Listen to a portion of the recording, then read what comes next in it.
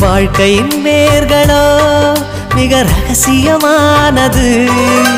ரகசியம் காண்பதே நம் அவசியமானது. தேடல் உள்ள உயிர்களுக்கே தினமும் பசி இருக்கும். தேடல் என்பது உள்ளவரை வாழ்வில் ருசி இருக்கும். பாடல் போல தேடல் கூட ஒரு சுகமே. இசை பாடி வரும் இளம் காற்றுக்கு உருவமில்லை. காற்றலை இல்லை என்றால் ஒரு பாட்டொலி கேட்பதில்லை.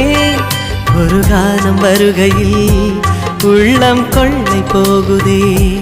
ஆனால் காற்றின் முகவரி கண்கள் அறிவதில்லையே.